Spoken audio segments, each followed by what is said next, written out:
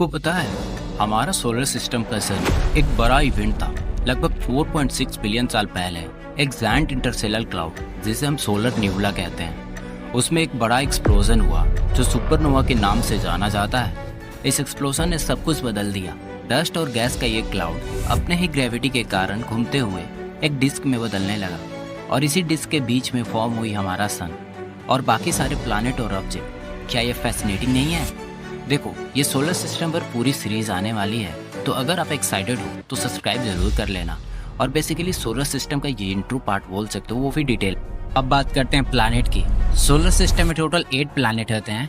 तो पहले आते हैं टेरेस्ट्रियल प्लैनेट, जिसमें से मरकरी, वेनस, अर्थ और मार्स, ये 4 प्लैनेट आते हैं इसमें।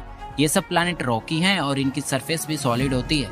फिर आता है गैस जेंट, जुपिटर और सैटर्न। ये दोनों प्लैनेट मेजरली गैस से बने हैं और इनके पास मैसिव रिंग सिस्टम होते हैं। यूरस और नेपच्यून, जिन्हें आइस जेंट भी कहा जाता है, ये थोड़ा दूर है और ये हाइड्रोजन, हीलियम और मीथेन से बने होते हैं।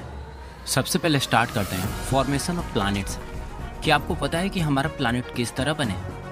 जब सोलर नेबुला घूम रहा था तब उसके सेंटर में सन बना, लेकिन बाकी के पार्ट्स में छोटी छोटी रॉक्स और डस्ट पार्टिकल आपस में टकराते रहे। जैसे जैसे टाइम गुजरता गया, ये पार्टिकल एक दूसरे से चिपकने लगे और धीरे धीरे बड़े रॉक में बदलने लगे, जिनको हम प्लांटिसिमल कहते हैं। ये प्लांटिसिमल मिलकर प्लांट इम्प्रोज बनाते गए, जो आखिरकार हमारे साथ साथ सभी प्लानेट में डेवलप हुए। अब सोचिए कितना जबरदस्त होता होगा वो वक्त जब ये फॉर्म हो रहा था। अब बढ़ते हैं the birth of the gas giant. जब हमारा सोलर सिस्टम में प्लानेट बन रहे थे, तब कुछ प्लानेट्स जैसे जुपिटर और सैटर्न खास तौर से इंटरेस्टिंग थे। ये प्लैनेट बाकी रॉकी प्लैनेट से बहुत अलग बने। ये ज़्यादा दूर बने जहाँ टेम्परेचर बहुत ठंडा था, इसलिए ये मेनली हाइड्रोजन और हीलियम जैसे गैस से बने। जुपिटर, जो सबसे पहला और सबसे बड़ा प्लैनेट बना, अपनी मैसिव ग्रेविटी से बहुत सारी गैस को खींचकर अपने आसपास इकट्ठा कर लिया। आज ये गैस जेंट हमारे सोलर सिस्टम के प्रोटेक्टर के रूप में भी जाने जाते हैं। The sun power and influence. हमारा सूरज सिर्फ एक ऑर्डिनरी स्टार नहीं है, ये पूरे सोलर सिस्टम का पावर हाउस है। सूरज के न्यूक्लियर फ्यूजन रिएक्शन से इतनी एनर्जी रिलीज होती है कि ये सभी प्लैनेट को एक ग्रेविटेशनल पूल के साथ अपने ऑर्बिट में रखता है। सूरज का लाइट और हीट ही लाइफ का सोर्स है। अब बात करते हैं मरकरी, दिस स्विफ्ट प्लैनेट। सूरज का सबसे करीब प्लैनेट मरकरी अपनी छोटी साइज के बावजूद बहुत कुछ खास है। ये सोलर प्लैनेट का सबसे फास्टेस्ट ऑर्बिटिंग प्लैनेट है, जो सिर्फ 88 दिन में सूरज के चक्कर लगाता है। इसका दिन और रात का टेम्परेचर का डिफरेंस भी एक्सट्रीम है, क्योंकि मरकरी प्लैनेट पे कोई भी एटमॉस्फेयर नहीं है। अब वेनस पे आते हैं। Venus, Earth twin with a twist. Venus को हम अर्थ का ट्विन कहते हैं क्योंकि दोनों की साइज और कंपोजिशन लगभग सिमिलर है, लेकिन वेनस का एटमॉस्फेयर इतना थिक और टॉक्सिक है कि ये हेलिस प्लैनेट बन गया है, जहाँ टेम्परेचर लीड को भी मेल्ट करने के लायक है और सल्फ्यूरिक एसिड की बारिश होती है। तो समझ ही सकते क्यों इसको हेलिस प्लैनेट बोला जाता है। अर्थ, द ब्लू मार्बल। हमारा घर यानी कि अर्थ एक यूनिक प्लैनेट है जिसमें प्रचुर मात्रा में लिक्विड वाटर है, जो लाइफ के लिए इसेंशियल है। अर्थ का मैग्नेटिक फील्ड और एटमॉस्फेयर ने हमेशा इसे हार्मफुल सोलर रेडिएशन और मेट्रोइड से बचाया है, making it the perfect cradle for life. अब बात कर लेते हैं फॉर्मेशन ऑफ अर्थ मून। अब बात करते हैं हमारे अर्थ की। आपको पता है हमारी अर्थ के पास एक अपना मून है, जो हमारे लिए रातों की रोशनी है। लेकिन ये मून कैसे बना, चलिए इसको देखते हैं। जब अर्थ अपनी इनिशियल फॉर्मेशन स्टेज में थी, तब एक मार्स साइज ऑब्जेक्ट, जिसे हम थिया कहते हैं, अर्थ से टकराया। इस कोलिजन के बाद अर्थ से कुछ मटेरियल स्पेस में छूट गया, जो बाद में मिलकर हमारा मून बना। कितना खूबसूरत लगता होगा जब ये मून पहली बार आसमान में चमका होगा। Mars, the red planet. Mars यानी कि रेड प्लैनेट हमेशा से साइंटिस्ट के लिए एक मिस्ट्री रहा है। ये कोल्ड डिजर्ट प्लैनेट है जिसमें एविडेंस है कि कभी यहाँ लिक्विड वाटर फ्लो होता था। मार्स के टॉल वोल्केनोज और डीप वैलीज हमारे अर्थ से बहुत डिफरेंट है, और ये फ्यूचर ह्यूमन एक्सप्लोजन के लिए भी एक टारगेट हो सकता है भी। Jupiter, the giant among planets. Jupiter solar system का सबसे बड़ा प्लैनेट है। एक गैस जेंट है जिसमें 79 मून्स है, और उसका ग्रेट रेड स्पॉट एक मैसिव स्टॉर्म है जो सेंचुरी से वहाँ चल रहा है। जुपिटर की ग्रेविटी ने अपने आसपास के बहुत सारे एस्टेरॉयड को कैप्चर करके मून बनाया है, इसीलिए इसके पास 29 मून्स है। अब Saturn, the ring beauty. Saturn अपने स्टनिंग रिंग के लिए फेमस है, जो एक्चुअली छोटे पार्टिकल ऑफ आइस और रॉक से बने हैं।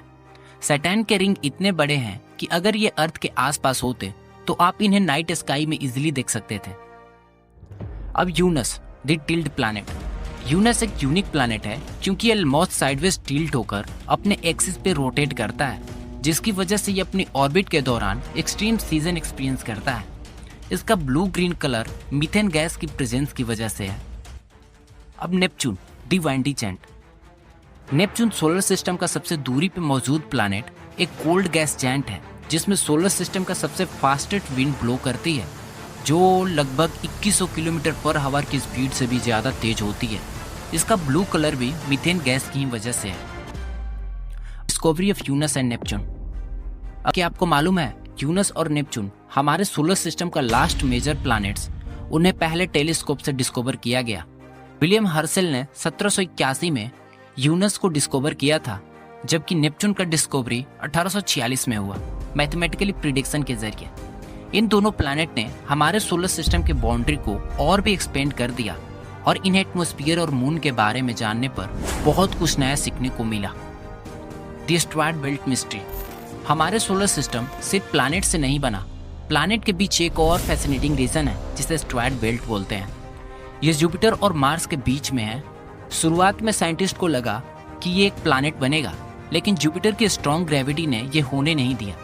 इस वजह से ये छोटी छोटी रॉक्स और मटेरियल का क्लस्टर बन गया, जो आज तक सोलर सिस्टम के सीक्रेट अपने अंदर छुपाया हुआ है। The Kuiper belt and dwarf planet.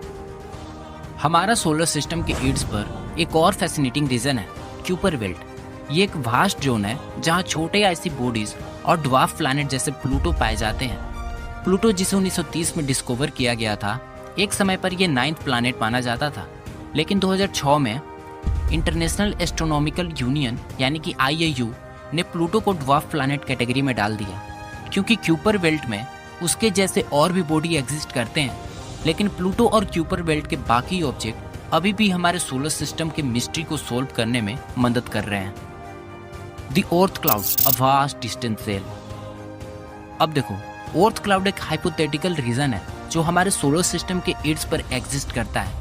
ये एक स्फेरिकल सेल जैसा है जिसमें ट्रिलियंस ऑफ आइसी ऑब्जेक्ट है, जो कभी कभी कॉमेट्स बनकर सोलर सिस्टम में इंटर करते हैं। अर्थ क्लाउड को हम अभी तक डायरेक्टली ऑब्जर्व नहीं कर पाए हैं, लेकिन ये सोलर सिस्टम के फॉर्मेशन के टाइम सभी में भी एग्जिस्ट करता होगा।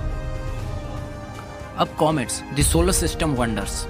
कॉमेट्स जो अर्थ क्लाउड और क्यूपर बेल्ट से आते हैं, असल में आइसी बॉडीज होते हैं। जब ये सोलर सिस्टम के अंदर का सफर शुरू करते हैं और सूरज के नजदीक आते हैं, तो इनका आइसी सरफेस मेल्ट होना शुरू हो जाता है। ये मेल्ट होने की वजह से एक ब्राइट कोमा बनता है, जो असल में गैस और डस्ट का क्लाउड होता है, और फिर एक टेल डेवलप होती है। इंटरेस्टली, ये टेल हमेशा सूरज से दूरी की तरफ पॉइंट करती है, चाहे कॉमेट्स का डायरेक्शन कुछ भी हो।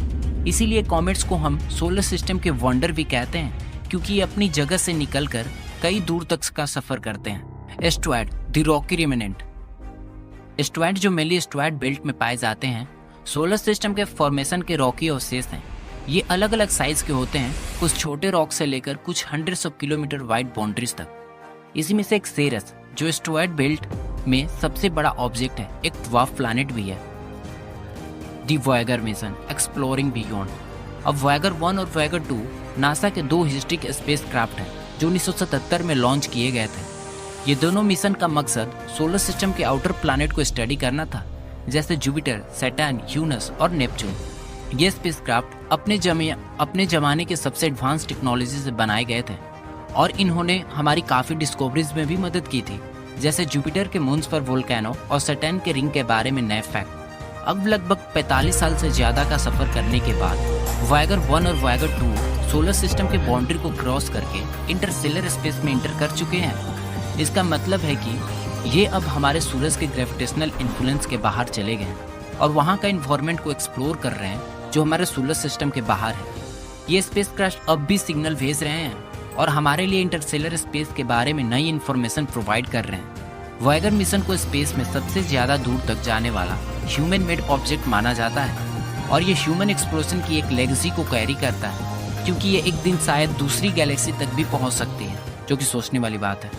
इन स्पेसक्राफ्ट के अंदर गोल्डन रिकॉर्ड्स भी है, जिनमें से अर्थ की इंफॉर्मेशन, साउंड, इमेज और ग्रीटिंग है, जो एक मैसेज की तरह है किसी भी एलियन लाइफ के लिए जो कभी इन स्पेसक्राफ्ट को इनकाउंटर करे। ये मिशन साइंटिफिक एक्सप्लोजन के अलावा ह्यूमैनिटी का एक मैसेज भी स्पेस में ले जा रहा है। आपको क्या लगता है, अगर ये मैसेज एलियन को मिल जाएगा तो उनका अगला स्टेप क्या होगा? क्या वो हमारे लिए डेंजर हो सकता है? ये इन्फॉर्मेशन देकर एलियन को हम खुद अपने को डेंजर में तो नहीं डाल रहे हैं? जो भी आपका थॉट हो प्लीज कमेंट में जरूर बताना। Solar system dynamic future. और अब जब हमने सोलर सिस्टम के शुरुआत से लेकर उसके बाउंड्रीज तक एक्सप्लोर कर लिया है, आइए सोचते हैं इसका फ्यूचर क्या होगा। हमारा सन एक दिन एक रेड जायंट बनेगा जो अर्थ और आसपास के प्लैनेट को कंज्यूम कर लेगा। लेकिन ये भी कहा जाता है कि सोलर सिस्टम के बाद के प्लैनेट और मून सरवाइव करेंगे और शायद नए लाइफ फॉर्म भी डेवलप हो सकते हैं। ये सोलर सिस्टम हमेशा डायनेमिक रहा है और फ्यूचर में भी ये नए सरप्राइजेस ला सकता है। तो दोस्तों, हमारा सोलर सिस्टम जो एक छोटे से डस्ट क्लाउड से शुरू हुआ था, आज इतना वास्ट और कॉम्प्लेक्स है। ये हमेशा इवॉल्व होते रहेगा नए डिस्कवरी और सरप्राइजेस के साथ। जैसे हमने शुरुआत में देखा था, सब कुछ एक जायंट एक्सप्लोजन से शुरू हुआ, वैसे ही एक दिन ये सब कुछ खत्म भी होगा। लेकिन ये साइकिल चलता रहेगा इसी लूप के साथ। हम आपको सोचने पर ये छोड़ते हैं, क्या हम अकेली सिविलाइजेशन है या कहीं और भी लाइफ एग्जिस्ट करती है?